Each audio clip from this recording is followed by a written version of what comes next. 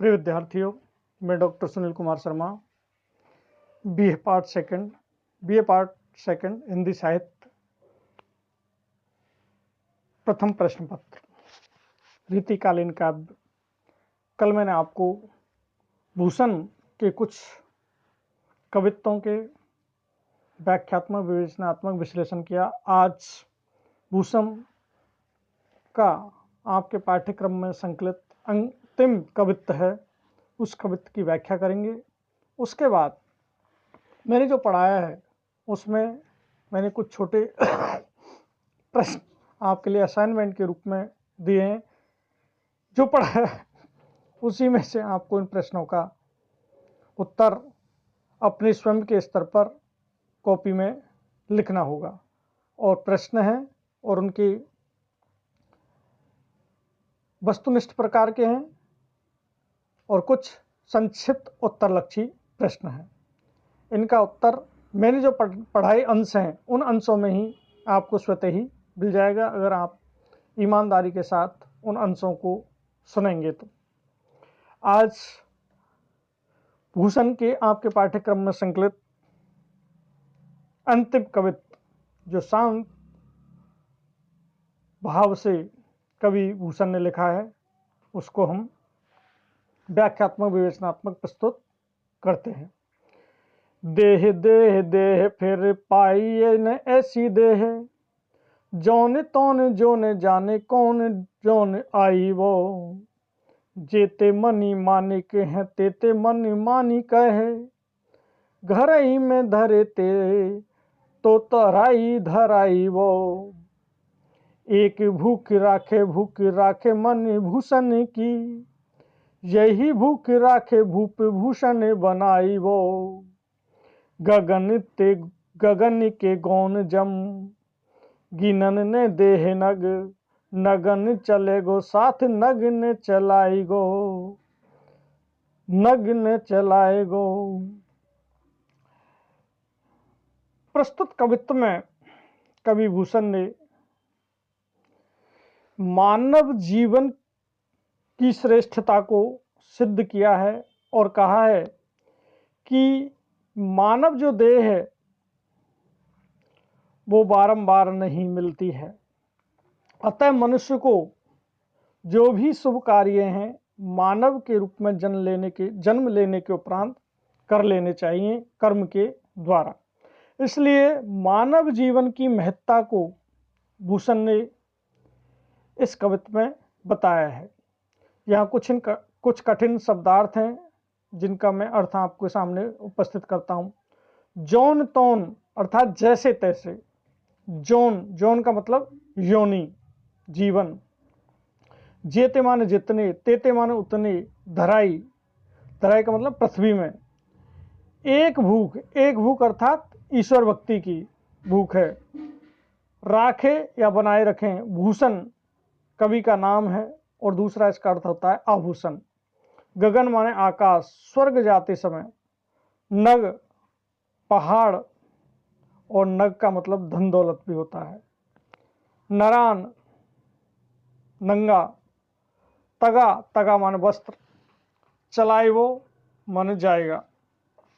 तो इस प्रकार से महाकवि भूषण, जो कल तक वीर और विवत्स भावों की, रौद्र भावों की और वीरता के भावों के साथ राष्ट्रीय चेतना और देशभक्ति की बात करते थे, आज वही कवि अंत में मानव जीवन की दुर्लभता कि किस प्रकार से दुर्लभ यत्नों के बाद मानव का जीवन हमें प्राप्त होता है और उसकी श्रेष्ठता है, ऐसे उस मानव जीवन को मनुष्य को व्यर्थ में नहीं गंवाना चाहिए।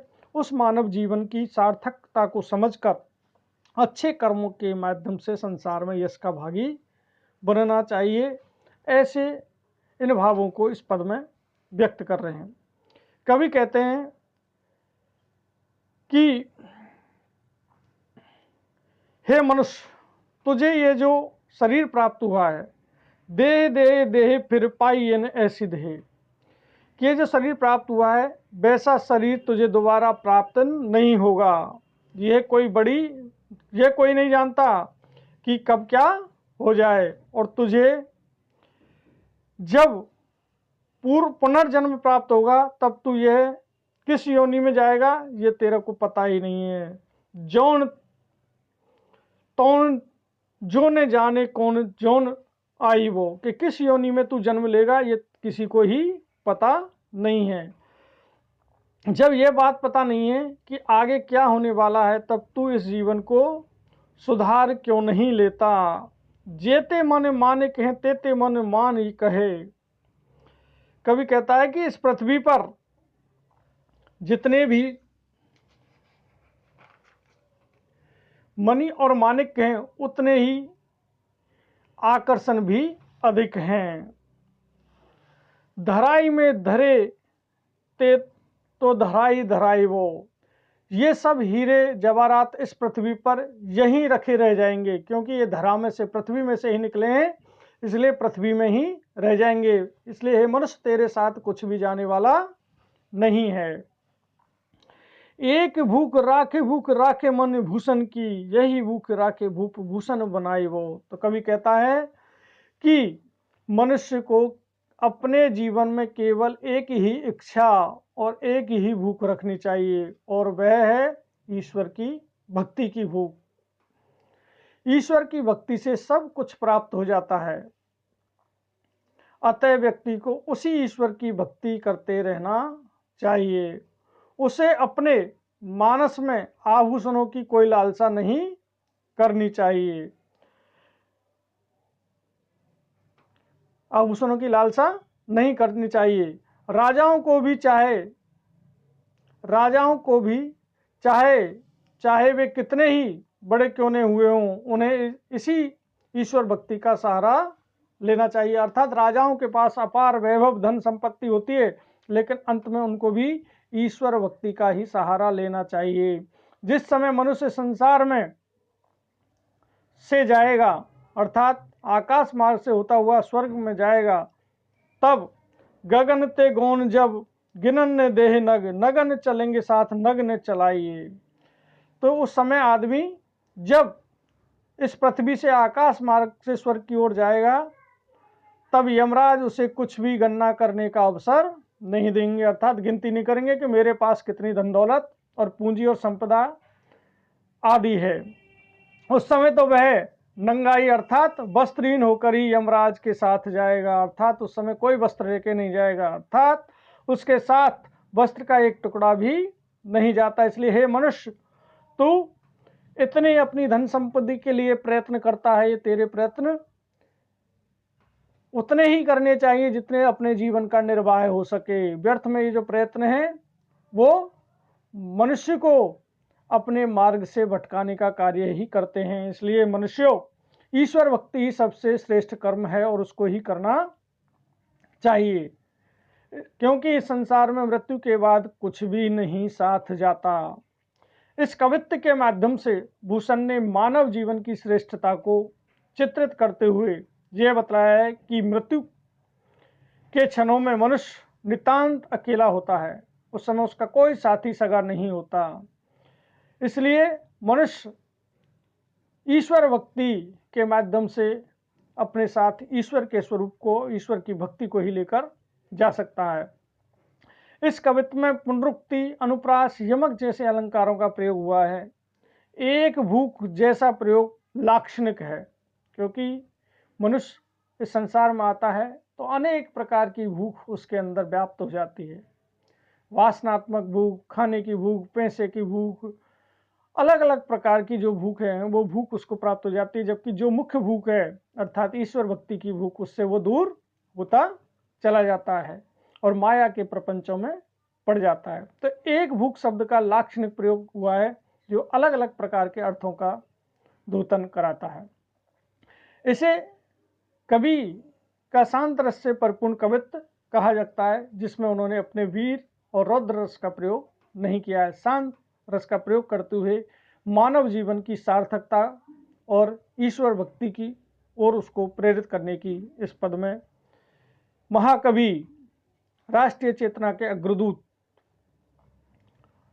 भूषण ने की है। तो इस प्रकार से आपके पाठ्यक्रम में संकलित रीति काव्य जो आपकी पुस्तक है उसके कवि भूषण के समस्त पद यहाँ पूर्ण होते हैं। और मैं आपके समक्ष इस पाठ से संबंधित कुछ प्रश्न बताना चाहता हूं, जिनके उत्तर आप सभी विद्यार्थियों को अपनी उत्तर पुस्तिका या कॉपी में लिखने होंगे असाइनमेंट के रूप में। इसमें 3 प्रश्न वस्तुनिष्ठ प्रकार के हैं और 3 प्रश्न ऐसे हैं जिनका 50 शब्दों में उत्तर आपको अपनी कॉपी में लिखना है। मैंने जो आपको अब तक पढ़ाया है उस पढ़ाए हुए के अंदर ही उसी वीडियो में इसका उत्तर आपके सामने मैंने रख दिया था। तो यहाँ पहला प्रश्न है, भूषण के आश्रयदाता निम्न में से कौन है? पहला विकल्प है अकबर, शिवाजी, दूसरा, तीसरा मानसिंह, चौथा है औरंगजेब। नंबर 2 प्रश्न है, भूषण के काव्य में कौन सा रस प्रधान है? श्रृंगार, हास्य, भक्ति, वीर। नंबर 3 प्रश्न नंबर, भूषण के काव्य का मूल प्रतिपाद्य विषय क्या है? लीलागान, श्रृंगार चित्रण, राष्ट्रीय चित्रण। और संक्षिप्त उत्तर लक्षी प्रश्न जिनका उत्तर आपको 50 शब्दों में देना है, उनमें पहला प्रश्न है नंबर 4 प्रश्न, शिवाजी के नगाड़े की आवाज से क्या दरकते हैं? दूसरा प्रश्न है 5 नंबर, सारे हिंदू राजा क्यों टूटे? नंबर 6, किसकी बर्छी शत्रुओं को बलहीन कर देती है? तो इस प्रकार से ये 6 प्रश्न हैं जो परीक्षा की दृष्टि से भी महत्वपूर्ण है। निश्चित रूप से एक आध प्रश्न परीक्षा में इसमें से आएगा, इसलिए इन प्रश्नों के उत्तर आप अपनी कॉपी में या उत्तर पुस्तिका जो भी है उसमें निश्चित रूप से असाइनमेंट का एक कॉलम बना के लिखें। और कल अगले कवि के रूप में जो आपकी पाठ्यक्रम में अगले कवि हैं सूर्यमल मिश्रण, इनको हम पढ़ाएंगे। अंतिम कवि हैं इस पुस्तक के महाकवि सूर्यमल मिश्रण, इनको कल हम पढ़ाएंगे, कल से इसको चालू करेंगे, जिनकी वीर सतसई प्रसिद्ध रचना है और इनकी जानकारी कल हम आपको प्रदान करेंगे। धन्यवाद।